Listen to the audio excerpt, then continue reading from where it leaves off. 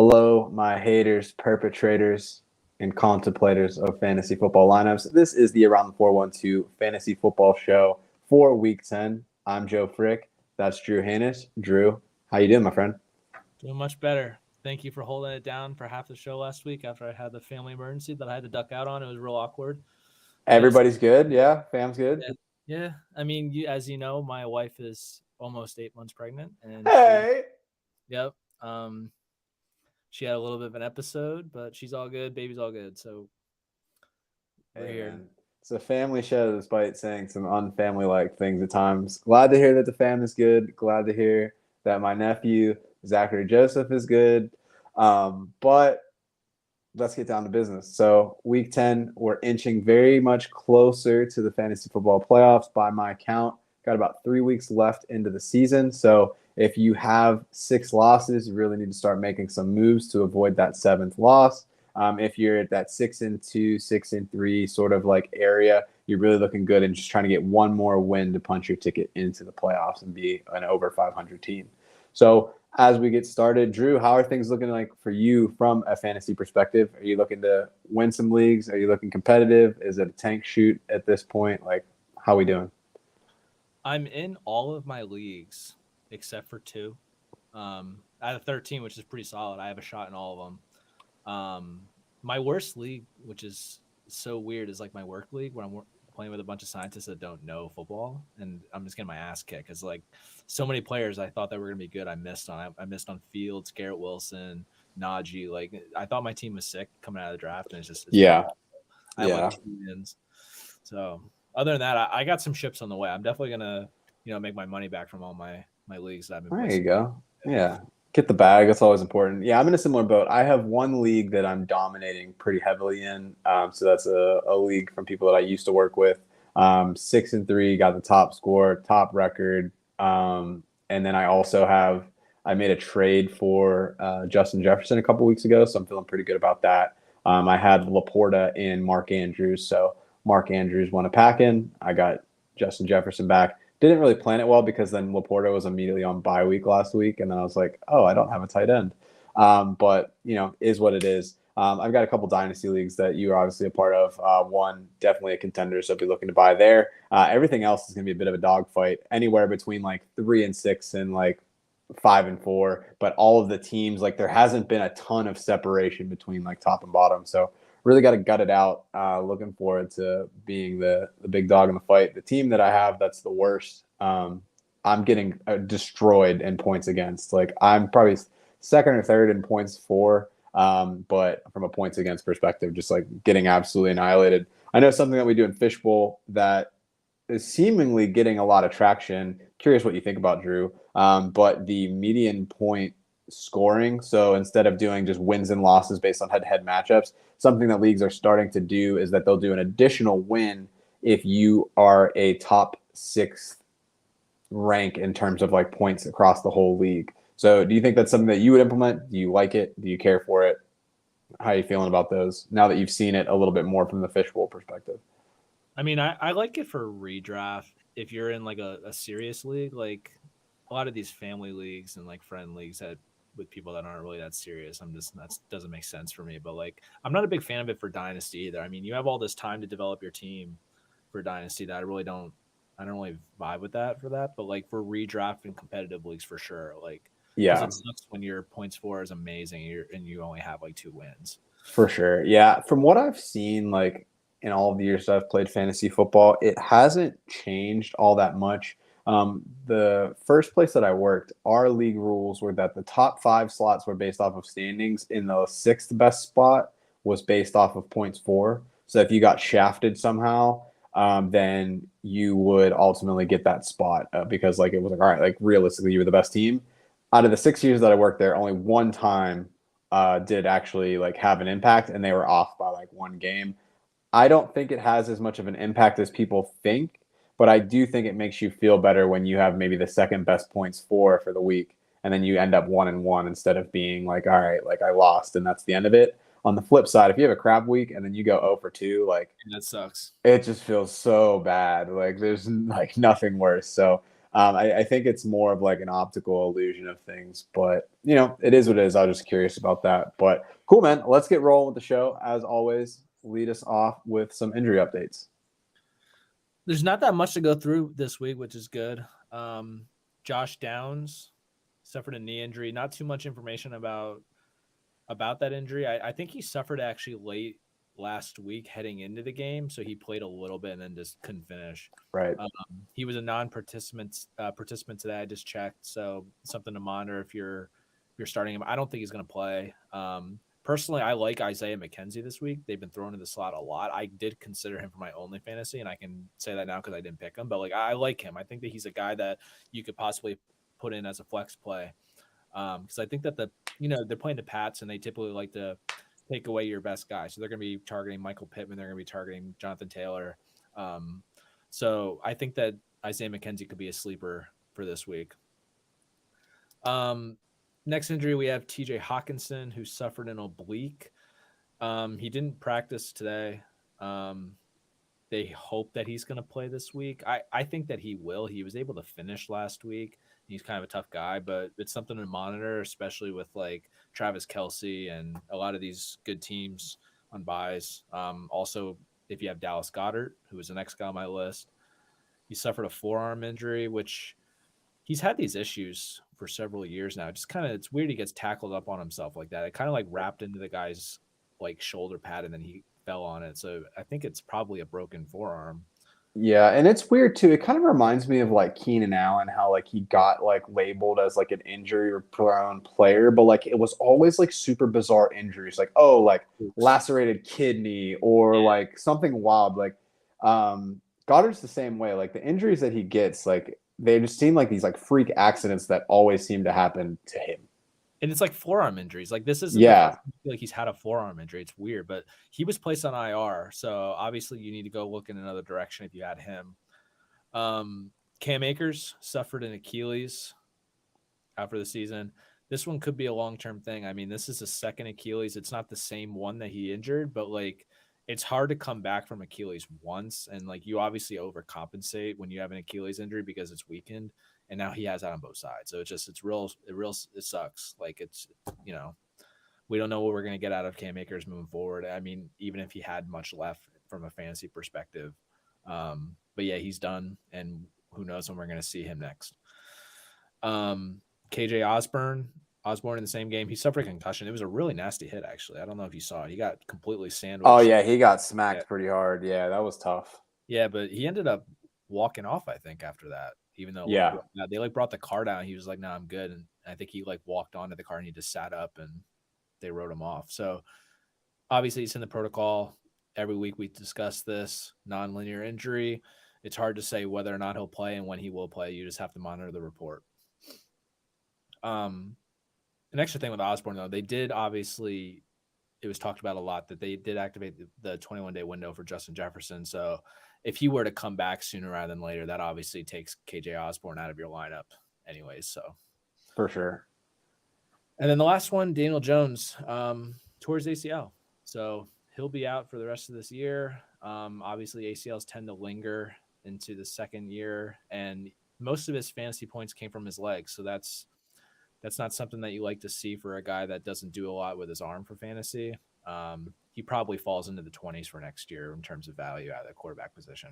Do you think that he plays another down for the Giants, given how he did and how bad that team is? Do you think like if they're in a position to take like May or take Caleb Williams, that they're going to say, you know what, like we're done with this like ride and try to get rid of him? It's a weird spot. Like you think about like Daniel Jones, Kyler Murray's kind of in that boat as well, even though he hasn't come back yet. But you have these guys that got these second contracts that haven't really performed. And then you have their teams that are in this position to draft what have been probably in the last like two drafts, like really the best prospects that we've seen in a little bit of time. So like, do they make that jump? And like, who realistically wants to trade for those cap hits? I just don't see it. Yeah. In terms of Daniel Jones, if you're up there and you can get Drake May, I think that they do it. I mean, they could let him sit for a year, and I think that he has an opt-out in his second year. So he's a guy that I think, this could be it for him as a Giant.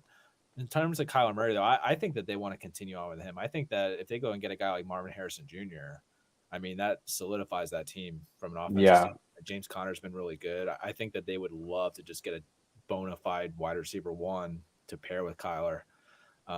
His contract hasn't even started yet, too. So Right. like, Yeah. still Yeah. in that rookie deal. So like, it's hard to get out of that one.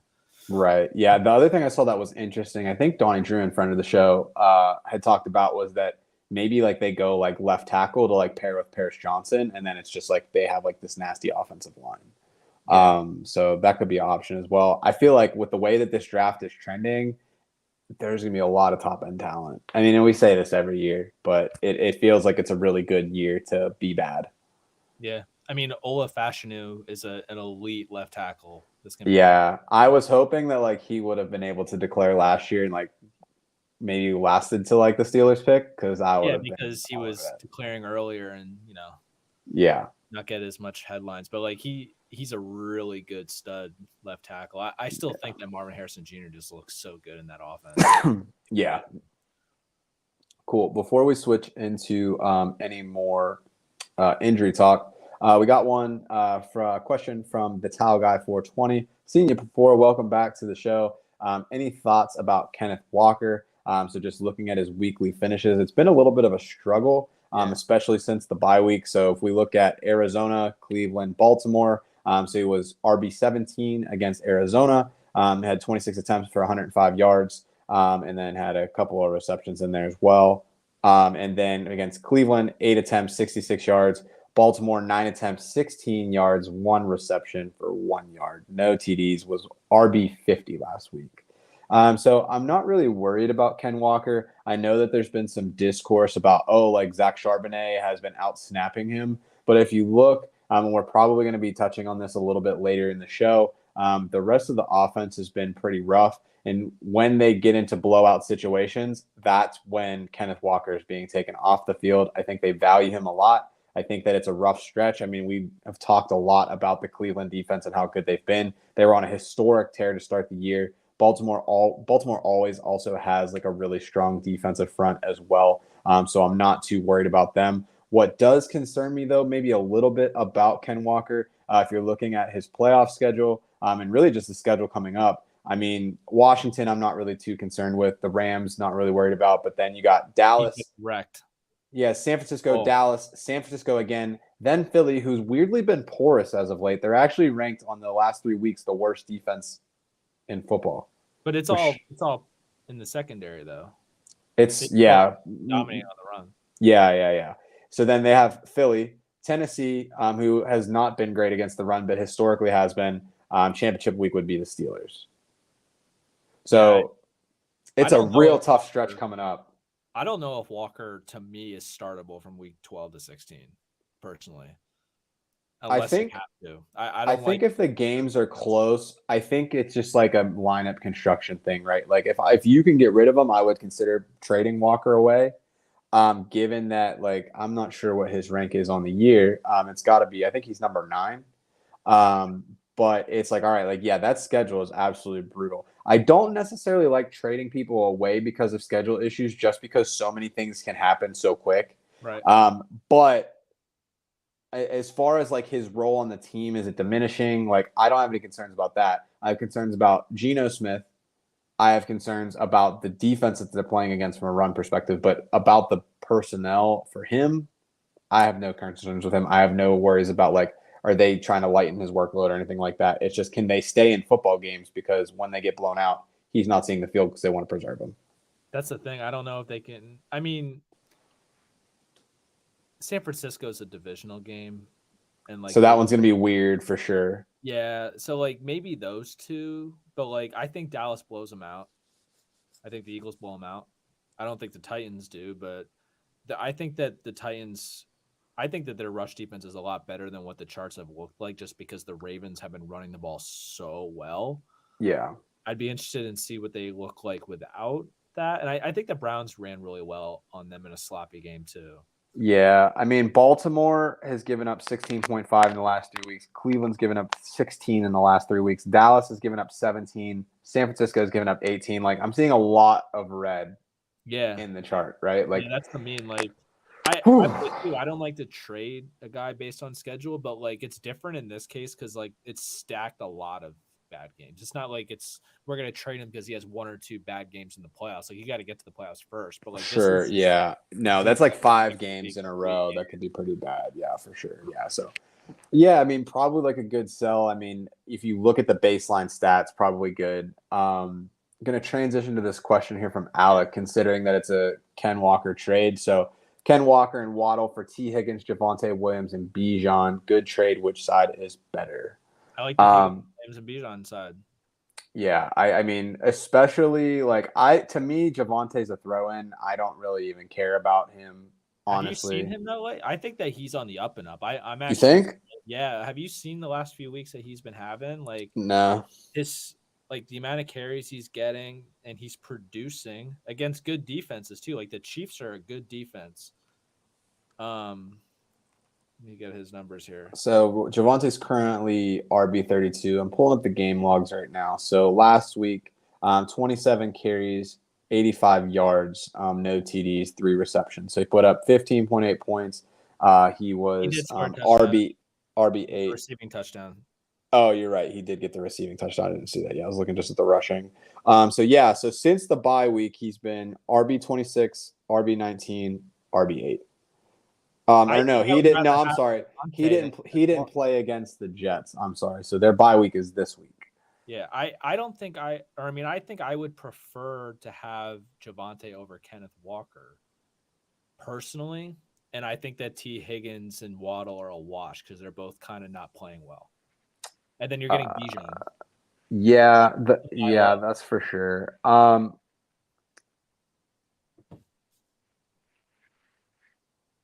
Bijan has to bounce back at some point, right? He's just too talented. Like everyone's asking Arthur Smith about it because they know, like everybody knows, like you can't hide. Wait, I said this in week 1. You You can't can hide though. Bijan. They have been though. They're hiding him, like they're attempting to hide him, but people aren't fooling. Like they're not fooling Yeah, against yeah, the wall. Like they were hiding Kyle Pitts and Drake London behind Desmond Ritter, but like how you yeah. hide Bijan? He's just too talented. It has to come at some point. Right. Yeah. I think that I like the Higgins Bijan Williams side better, especially just for the reason that we talked about. Waddle has seen a boost in like trade value recently just because of like the way he's been playing lately. Something to keep an eye on is that T. Higgins had an injury pop up. So he was on the hamstring, had a hamstring pop up this week. I'm not too worried about it, especially this week. It sounds like Jamar Chase. I don't know if you saw that hit that he It's took a on back that. injury. Yeah, he got jacked up. And then Chris Collinsworth was just talking about for like an hour about how he's not going to get out of bed the next day. And it's like, okay, Chris, like this is why no one likes you. Just like, please shut up. He could miss. He could. He could. I probably should have put him on the list, but I felt like that was really out there. A lot of the talk. Yeah, Chase could miss with that back injury. I Yeah. think he's having back spasms too from it. Yeah. So I would definitely rock the Bijan side. I think that would be a solid move. Some options that you could trade for. A resource that we use a lot. There's a guy. His username's Peaked in High School. Has like a Reddit account. He works for a couple of different other sites. So like Draft Sharks, for example. Somebody who's a pretty good comp for Puka Nacua or for Kenneth Walker is Puka Nacua right now, whose stock has been falling, especially with the injury last week to Stafford. Didn't really see a lot of work there. Someone who else is like in that relative tier that could pop off, depending on how they're feeling about it. Maybe somebody that's in more of a win now mode. Devon Achane. He's going to be getting closer to coming back. He's in that similar tier. You could also maybe try to swap with like a David Montgomery who's coming and working his way back in. Another receiver that you could potentially look at would be like a Garrett Wilson, I think. So those are all fairly comparable on like the trade scale there. If you were going to pair up, then obviously you can move in a lot of different directions. But let me throw something into what you just had. I would try to acquire Garrett Wilson as much as possible. I just have, and this is crazy, but like I placed a Super Bowl bet on the Jets this week. The way Rodgers is throwing and like he said that he was only a few weeks away. So he can they looks like he's stay? gonna come back and do something special. Like I really think that. I got $5 to win 340 on the Jets. So I was like, I'll take that. He just looks like he's gonna come back and just in the fantasy playoffs just go on a vengeance. And Garrett Wilson's gonna be on the receiving end of that. I really like it. The hard part's going to be, so the Jets are 4-4 right now. You have a lot of good football teams that are right around there. And how do they stack wins until he gets back? Right. So it's like you They're have the one Bills. game out. No, they're one game out, but it's like you have the Bills. Like it's a very condensed situation right now in the AFC. Like it's just a gauntlet through and through. So best team in the league, or on that side, you have the Chiefs and the Ravens at 7-2. Then you have the Dolphins that are at 6-3, Jaguars that are at 6-2. The Dolphins win percentage, like against like teams, they haven't won a game against a Dolphins are team that's frauds. yeah, I don't believe that they're there at the end. Actually, well, all the whole schedule's easy, so they probably will be just because they don't have to play anyone. right. They're in a great division to be a fraud. Yeah, It's like Minnesota last year almost. yeah. The thing is though, like the Jets have actually been playing everyone tough. It's because their just a defense matter is of- incredible. exactly. So I think that they could sneak in. Like they're just really weird that they could just be like the 7th seed. Yeah. Just sneak in, and then Rodgers just does something crazy. Like I Yeah. get those vibes, and it's $5 for that. But from a fantasy perspective, if that happens, like even if they don't make the playoffs, I think that they're gonna play meaningful football at the end with Aaron Rodgers, and I think that Garrett Wilson could be a league winner. Yeah, I like that a lot actually, because I think where it's like if they can somewhat keep pace and it gives the Rodgers enough to come back. Because I mean, like you have the Bengals, the Browns, the Steelers, then you also have the Bills, all with 5 wins right now. The Chargers and the Jets, both at 4-4. So you have a lot of different ways that this can really go. And I mean, even if you look at like the Titans, the Colts, the Broncos, like they're only 2 games out of it. The Raiders are only 1 game out from being 500. The Chargers are at 500. So like, there's no one that's like, oh, for sure, like they're done, except for the Patriots. Season's over. Let's look at their schedule quick, the Jets, because I want to know what their fantasy playoffs look like. All right. Like they have the Raiders this week. That should be a win. Yeah, the Raiders, they looked nice now they have the coaching change. I don't think that they're going to move the ball in the Jets, though. I just don't think that happens. No, I think that's going to be a very low scoring, like nobody does anything kind of game. So they have the Bills in week 11. The Bills are going to pay back from week 1. So the Bills are going to win that game. I think that they beat Miami at home. They have to win that, like one of those 2 divisional games. If they beat Miami at home, I think they beat Atlanta. Odds are they beat Houston at home. Then they have Miami again, and then they have Washington. They're going to be there. I think your biggest concern, though, is like, do you want the Browns in your fantasy championship? I trust the skill of Garrett Wilson enough that I would still start him. As much as I've said on record right now that I think Denzel Ward is the best cornerback in the AFC North, right? And maybe top 3 in the league, cornerback wise. But you still got to play him, especially if he has a quarterback that can get him the ball. I think my biggest thing, though, isn't the Browns' defense. I think it's playing in Cleveland in January is just like messy. I just don't feel like that's a type of. I feel like that's a Breece Hall game. You know, maybe, yeah. Who knows? I mean, Cleveland could have a foot of snow. It could be 50 degrees. Like you just. But they have Washington, and like if you have Garrett Wilson against Washington, there's a real possibility he puts up 40 and puts you in the championship right there by himself. You got me wanting to go trade for him like as soon as I get off this call.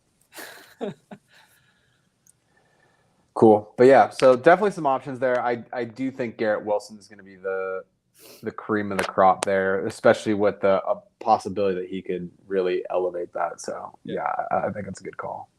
Good deal, man. Any other injuries that you want to talk about? Nope.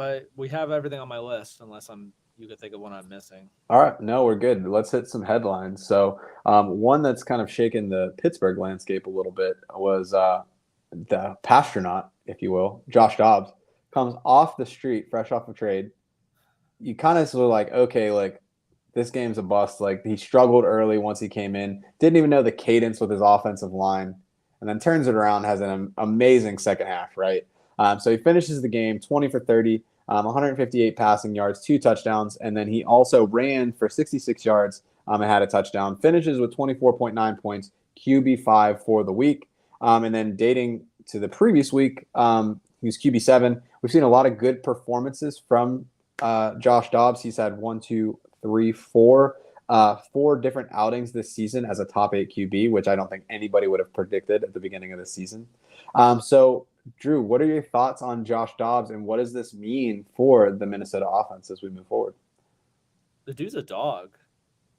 Like seriously, like against all odds, he just comes in and doesn't make sense and just plays ball. Like, what does this say about the Steelers? Honestly, like, you know, never giving him a shot to at least. I mean, they gave Mason a shot. You know, I mean, yeah, the one thing that is curious, it's like, okay, so like we all know that like Ben really liked him a lot and like he was in his ear a lot for like plays and like all this and that.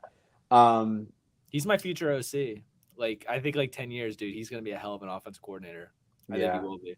But the thing that it tells us though is something we talked about the last couple weeks, where the backup's going to be able to support these wide receivers. Josh Dobbs is going to be able to support these wide receivers. sure, yeah, Um, I feel real good about it. Like your trade with Justin Jefferson, like I should have taken the leap. I still am going to try because the team that has him in a couple of my leagues is they're not in it. So let's right, just throw that out there. But like the thing is that's going to be annoying is that you never know who the second guy is going to be. You always know Jefferson's going to be it, but you never know if it's going to be Addison or if you never know if it's going to be Hawkinson. yeah, for sure. But Jefferson, we don't have to worry about as long as he's healthy. I think that he's going to be a guy that obviously is going to carry you where you wanted to go if you have him. Yeah, for sure. Yeah, I mean, if you look at like the game logs from Josh Dobbs, he threw over 30 times in all but one of his games this season. So like he's not afraid to slang it. I don't think that Minnesota, especially now that they're down to just Madison pretty much, I don't think they have faith in anyone else in that RB room. Madison actually, although I think that he's just a guy, like he is the guy for that offense. Like I don't see like any of the other backups really getting any tread unless he gets hurt. So he might be somebody that you could probably get, bless you, on the cheap.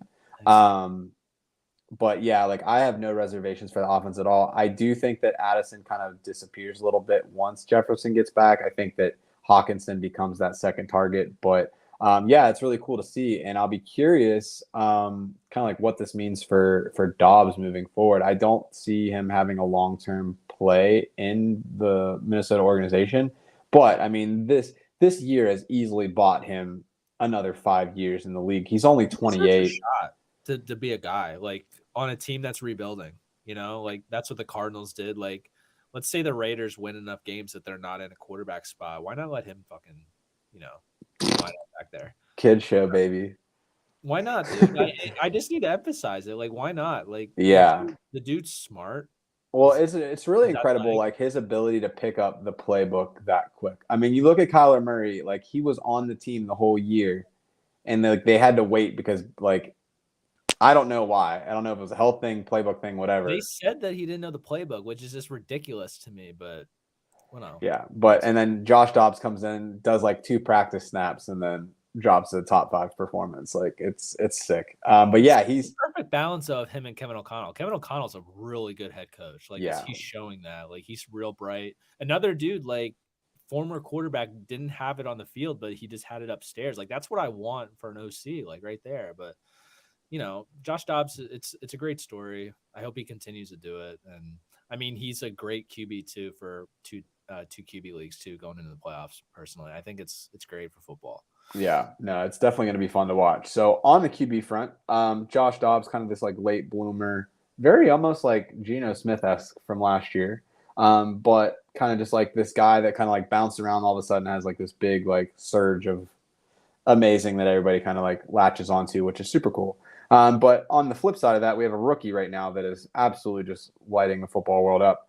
So CJ Stroud, we talked a little bit about it before the show. We did some predictions at the beginning of the season, like who we thought was going to be like the guy from the rookie QB class, because there's a lot of expectations for it. Drew, you picked Anthony Richardson, popular pick amongst like the fantasy community. Really early on in those first few games, like looked like really the part that everybody thought he could be. Yeah, for sure. Right. Yeah. So kind of lived up to the hype. I kind of did the contrarian thing and said, yeah, like, I don't know. Like, I don't want to pick Richardson like everybody else because I didn't You really didn't feel want that any of way. them at the time. Yeah. You didn't want any of them. Yeah. Yeah. So I was like, all right, well, Bryce Young was number 1 overall. Like, let's trust it. But CJ Stroud, he's that guy, man. Like, he looked fantastic. Sets the rookie record in NFL history. Set 32 passes completed out of 40 attempts, 470 yards, 5 touchdowns. And then final game-winning drive in that last minute. Like, absolutely electric performance. Houston has their guy, and everybody else, we have a problem. Like, this dude's going to be a terror for years to come. I think he's had a coming out party like here and there. He looked really good against the Steelers, for example. I know we all saw that firsthand, but like this really solidifies puts him on the map. So do you think that this is something that's going to be able to be continued? If we look week on week, like he hadn't cleared 15 points in 3 weeks and then drops a 40 burger. Obviously, you're not going to put up 41 every week, but do you think that he's going to be a startable option moving forward? Or do you think that was kind of like a one-game fluke? I mean, he's going to be an option. He's obviously going to be, matchup dependent because he doesn't offer anything at all with his legs. So if he has a good matchup, I feel comfortable throwing him in there. He's absolutely a QB2 if you're in 2 QB leagues, but he's going to be matchup dependent. And I mean, what more can you say about how he's played though? Like he's been the guy from day one. It's making the Bryce Young pick look good. I mean, what does it say about Kenny Pickett? I mean, that's what Twitter's asking, right? I'm just making a joke. That's bullshit. The dude's good. Like, and the most important thing for us is that I feel comfortable throwing Nico Collins in. I feel comfortable throwing Tank Dell in. Like Dalton Schultz, I don't really believe in the Dalton Schultz hype.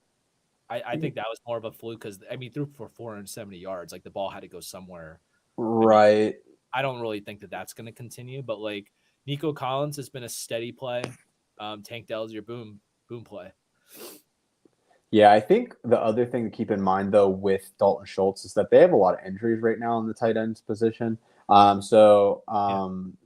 top run block tight end, Tegan Quinteriano, he's on injured reserve. And then Brevin Jordan was also banged up. So it's like Schultz barely played in 21 personnel. And now with these injuries, he's on the field more, which is getting him into more opportunities.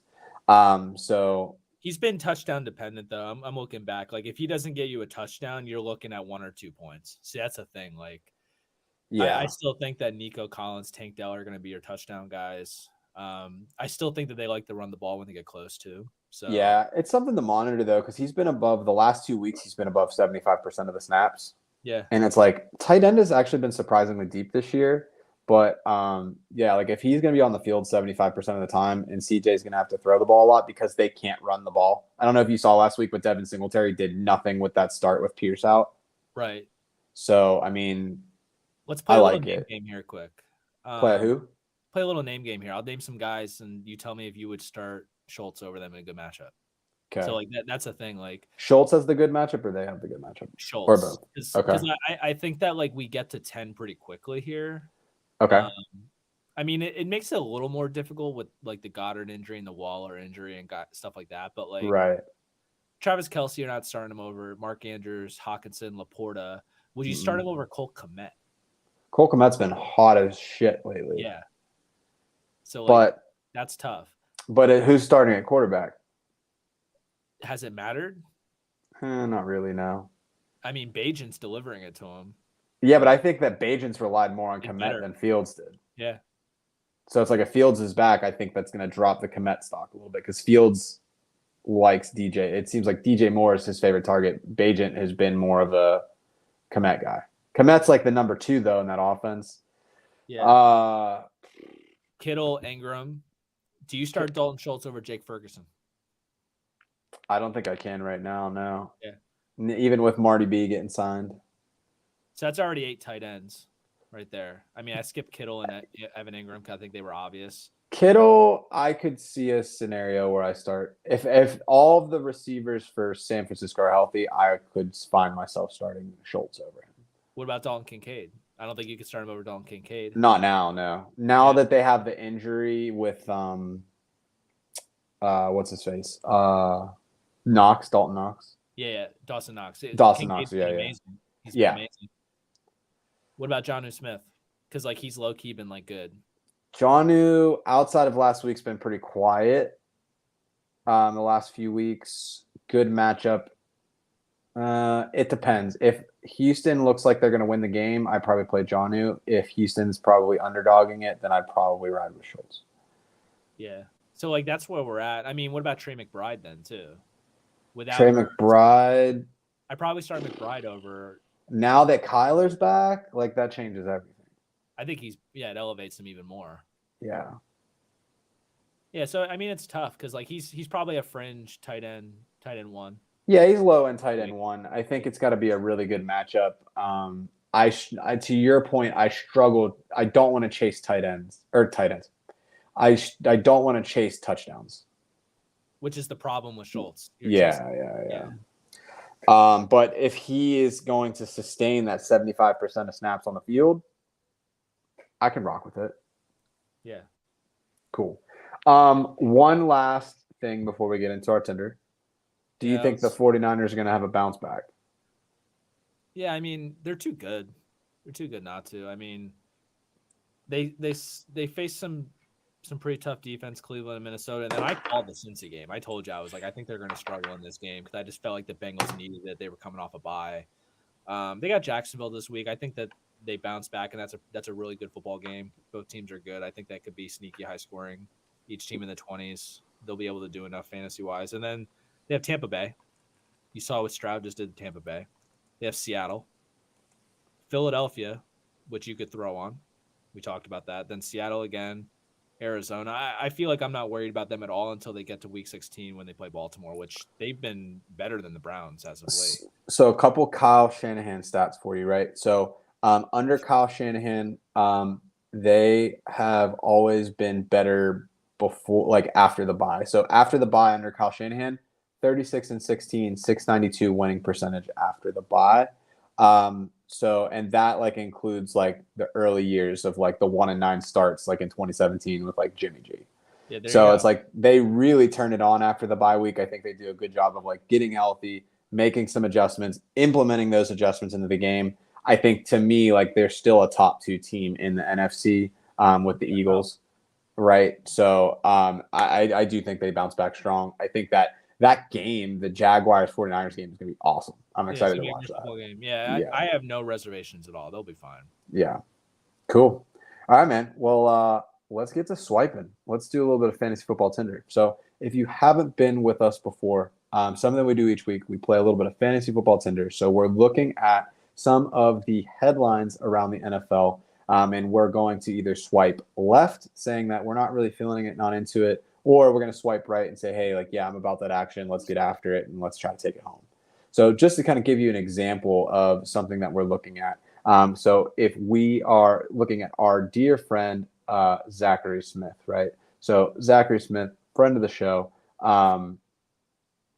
Let's say, for example, and it looks like I didn't upload all of our templates. Once again, failure from the production chair. But let's say, is Zach the most trusted person in Pittsburgh as far as breaking news sources? Drew and I know that Zach's always getting the inside scoop from people. We're going to swipe right on that. Broke the news last week for Broderick Jones getting the start at right tackle. He's been on a lot of different stuff this season. So wonder who the source is. I don't know. I can't say. It's Kirby. Could be Curbs. Who knows? But for those non-believers who just say he's another fat radio person in Pittsburgh, maybe they're swiping left and being aggressive. Donnie Football wishes that he was this kid, not the other way around. But screw that bozo. Yeah, just another kid with a beard, man. It's tough in these streets. All right, so let's get it kicked off.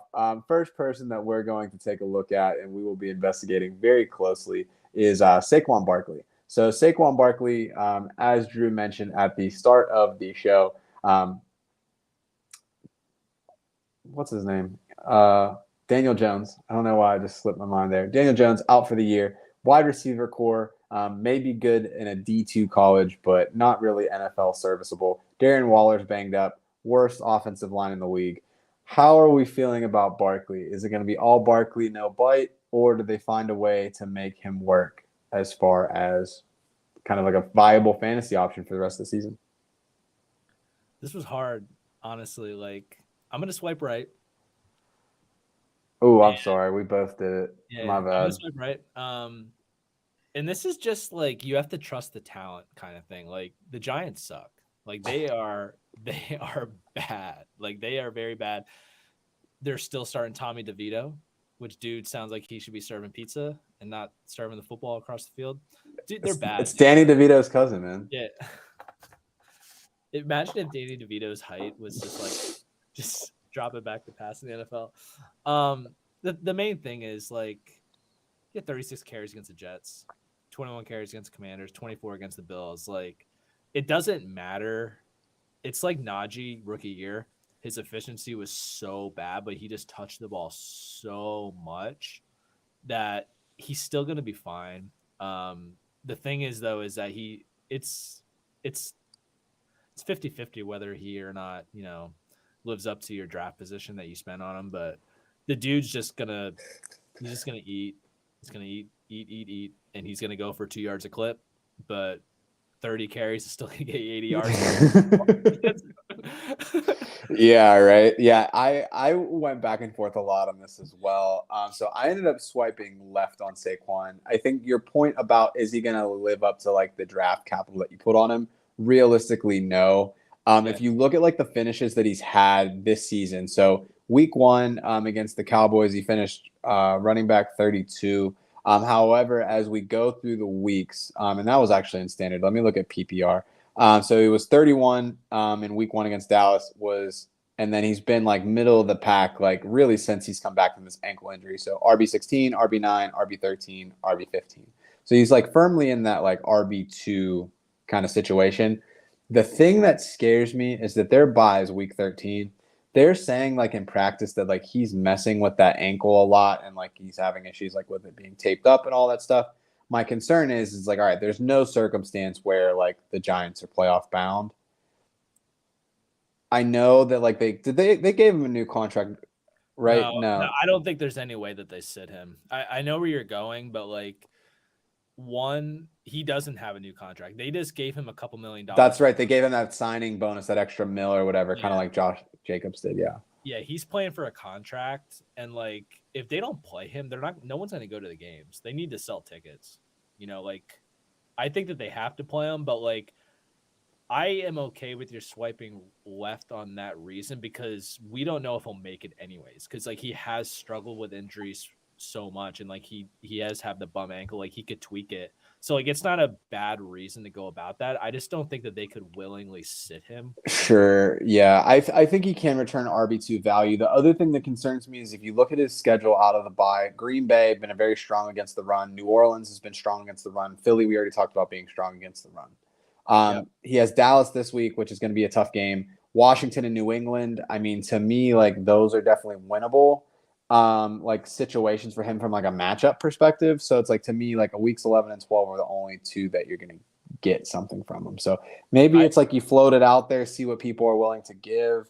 I don't even know like who I would be looking at for like far as like a trade. Like I absolutely agree with everything that you said. Like if you were to look at my notes, literally it's all negatives. All of what you said, the schedule was on here. It's just like I think that he's one play away too from just like being an RB5. And I just think you have to trust the talent, and he's this type of guy you just have to play. Like Maurice Jones-Drew had played on horrible Jaguar teams, but he was still a consistent top 10 running back. You just have to hope that he gets in the end zone and break a couple. yeah.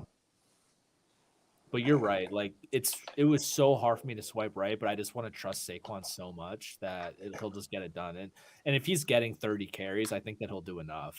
Oh, for sure. Yeah. It's interesting because it's like I'm looking at this trade value chart right now, and Saquon is the 5th best rated running back. So he's on a tier of like fairly close to like Amon-Ra St. Brown, Keenan Allen, CeeDee Lamb, Brandon Ayuk, Jalen Waddle. I don't think any one of those receivers is somebody that I wouldn't be against having over Saquon at this point. Like if somebody offered me any of those 5 guys, done. If someone came to me and offered me Sun God, CeeDee Lamb, or something like that, I would smash accept. I would throw my phone through the earth. I don't even know how someone could willingly do that. Like yeah. So I don't really know. I don't see that projection the way that it is, but who's to say? But cool, man. All right, so that was our swipes for Barkley there. So let's transition a little bit into our second profile.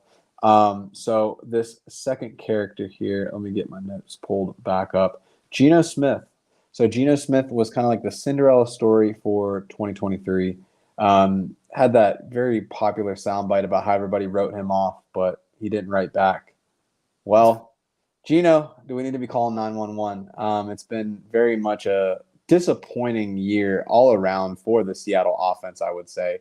If we look at, say, kind of like what you would have expected with a Kenneth Walker, Tyler Lockett, you have drafting JSN. They still have the absolute beast in Metcalf, and then the absolute struggle bus at QB. If we look at where he sits right now, Geno Smith, currently quarterback 24, averaging 13 points per game. Drew, do you see any scenario where he could potentially be redeeming himself, or are we pulling the plug on Geno here? Yeah, I'm out. I was out last year. I traded him in Dynasty for a second round pick. Didn't believe in it at all. I think they made a huge mistake not going up to get a quarterback in this draft. Especially because they were right there. Yeah. And even if I mean Devin Witherspoon's sick. I love that dude. Like he was my dream scenario to somehow drop to the middle of the round. Yeah. Yeah, and I'll never stop dreaming for him to be a Steeler at some point. At any point in the next 5 years. I love the dude. But I mean at 20, Levis looks like he's legit. I think the easiest way to say that I'm out on Geno, though, is just looking at his receivers and where they're at. Tyler Lockett's wide receiver 36 in total points, 34 in points per game. DK Metcalf's wide receiver 46 in total points, 35 points per game. Like, he can't sustain one of them, Right. Like, it's him. We know what both those guys are like. They're both talented guys. DK Metcalf had one catch for 50 yards last week. Like, he's just not getting the ball to him, and it's impacting Kenneth Walker to the point where we're getting questions about Kenneth Walker. Like, Geno's just not doing it, and I don't think it's going to change at all. Yeah, one of the things that really turned me off for Geno coming into the year, because he was a very popular, if you're going to punt on QB, well, Geno was QB5 last year, so just go and get Geno in the late rounds because no one believes that he can do it again. Mm-hmm. The problem was when you started looking at stuff, Geno had the highest percentage of interceptable passes, but had no interceptions last year. Yeah, and that's what everybody was hyping up about him, that he wasn't throwing interceptions. Now he's throwing a ton of them. Right. So in the last 4 weeks, he's thrown 6. Yeah. Coming up from the bye week. His best finish was week 2. He was quarterback 8. Otherwise, he has not. He's been a top 15 QB once, and he was QB 15 against Cleveland. So it's just where is it coming from? It's frustrating because it's I feel like with the weapons that you have, and I don't think that their offensive line has played that bad, because that was the knock for the longest time. Whenever Russ was there, oh, he has no time. Russ has to run around, do all these things. It's with those 3 weapons, it's shocking to me that he isn't at least serviceable. Right. So yeah, I don't feel great about it at all. We'll see what happens.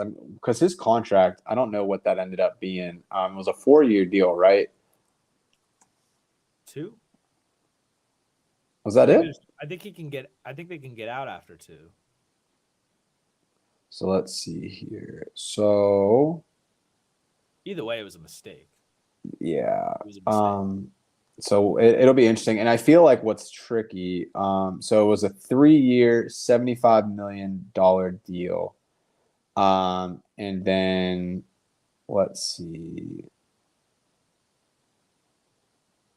I'm trying to see. Yeah. So, but they can get out of it after 1 year for 27.3. Oh, okay. So I would guess that they're not going to be in a position to get out, get a quarterback this year, though. So I think that they probably bring him back for one more.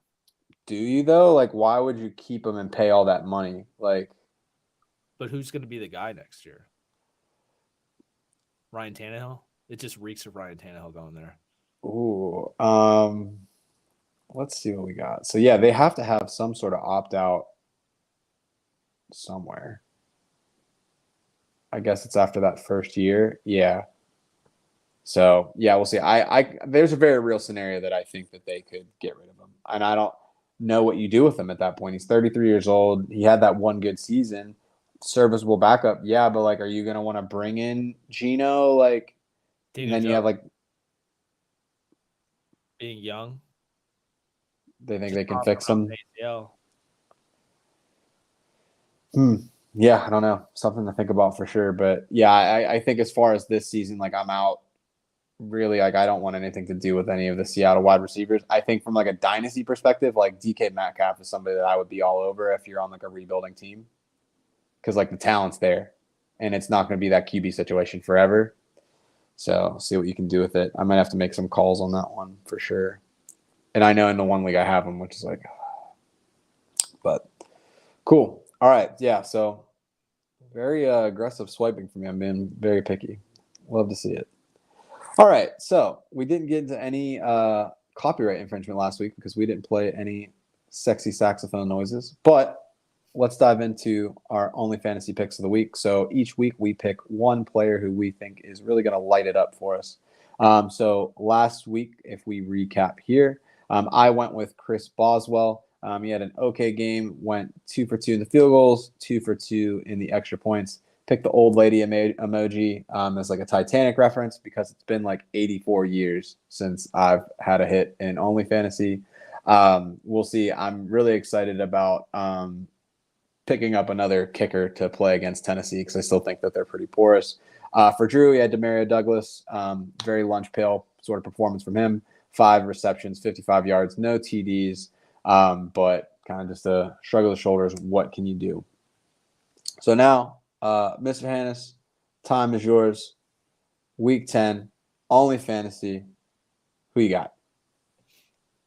At least Demario Douglas was the leading pass catcher on his team. I expected more, but Hey, man, Chris Boswell is the leading kicker for his team, too.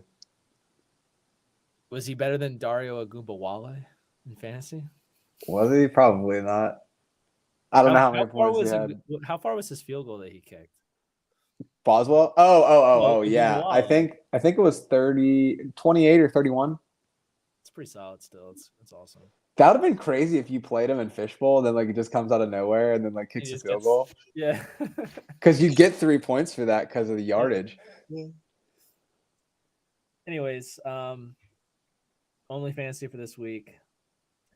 I'm gonna add some mayo to my coffee. I had a banana today in honor of this. Didn't take the peel off. It's not as bad as you think. Just make sure it's ripe. Will Levis. I haven't hit an only fantasy yet this year. To be honest, I need to. Last year, I probably was at like 75-80% last year. Yeah, you cooked last year for sure. So I kind of went with an easier one, just going off of what CJ Stroud did to the Tampa Bay Buccaneers secondary last week. Like, he doesn't even have to do that. If you just give me 2 or 3 touchdowns, Will Levis has been putting up yards in each week. So like, I'm not concerned about him getting the yards if he can execute some touchdowns for us. And the reason why I took Levis is because I don't think that they're going to be able to run the ball at all on Tampa Bay's defense. Vita Vea in that front has been dominating running backs the last few weeks, and I think that they're going to have to throw it. And I did talk to you about this earlier in the week. I did think about Baker Mayfield because I thought that they would have to throw to keep up with the Titans because I think that Levis is going to be a high-flying pass quarterback this week. I think he's going to throw a lot. I don't think that the Buccaneers are going to be able to run the ball either, not because the Titans defense has been so good, because you did talk about them being a little more porous lately. They can't stop anything in the secondary, but the Buccaneers haven't been able to run the ball at all. Rashad White's been getting all of his he's been a PPR machine. Yeah, PPR machine. So like, I think this is going to be a high flying, a lot of throwing, and I think that both teams are going to put up points, and I think that Levis is going to put up the most in that matchup.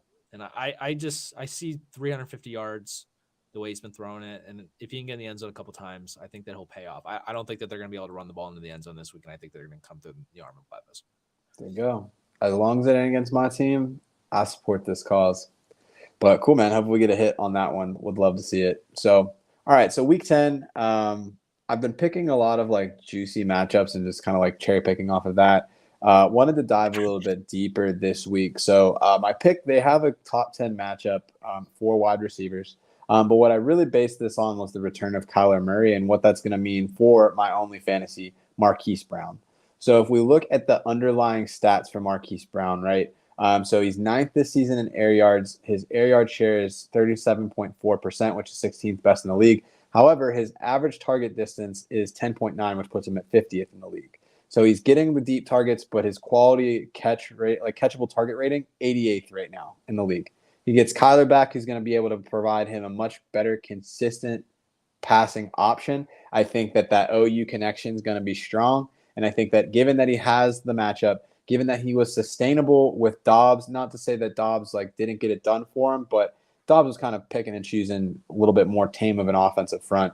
But I think Marquise Brown's going to really have a coming out party this week. I think Kyler Murray's going to have a first good game back. And I think ultimately that's going to do a lot of good things for the Arizona Cardinals. If we're looking at that matchup on paper, so the Atlanta Falcons, 37.9 points per game, the wide receivers in the last 3 weeks. That puts them at a top 7 matchup. So they're 7th in the league the last 3 weeks. And that's playing Minnesota, Tennessee, Tampa Bay. And so that's obviously without Justin Jefferson. That's with Tennessee not really having like an adult on the roster who can catch a football. Then Tampa Bay for 4 TDs that week. Right, that was the DeAndre Hopkins like breakout game with him. So pretty much excited to see what they can do. I think the Levis game, like there was a lot of broken plays there, and I don't think that necessarily happens for Arizona. But I do think that Kyler coming back is going to do a lot of good for Marquise Brown. So excited to see what he can do. Do you have any concerns that Call of Duty comes out 3 days before the matchup? I mean, yeah, he can. That is concern for sure. But luckily, Marquise Brown doesn't get punished for interceptions. So, if you ask me, Hollywood should just get on to Xbox Live with them, and then they could just work on the playbook. It's kind of like the Matt Stafford like Breakfast Club. Yeah, like you just got to get in there and just get your team deathmatch in, right? Yeah, for sure. We need one real quick thing though. You brought up Stafford. We talked about this all year, but Puka Nacua and Cooper Kupp have been, they were a product of Matthew Stafford, and him being out this week, it was exactly what we expected. Huge down week. They're on bye this week, but if Stafford doesn't come back the following week, would you sit Puka Nacua and Cooper Kupp? Cooper Kupp has actually been worse than Puka Nacua. I would probably sit both. I feel like if they were running backs, I probably would have to start them because I feel like running back is like really wastelandish this year, but there's a lot of serviceable options at wide receiver. I don't know if that my opinion changes with Carson Wentz getting signed. Yeah. But I would probably sit him to see how it went before I trust Carson because I don't have a lot of faith in it. Agreed. Cool, man. All right, well, let's wrap this up. So if you're not following us and all that fancy stuff on the internet, a couple ways that you can find us, right? So on X or Twitter at AT412FF Show. Hit us up with any questions you have for trades, lineup decisions, etc.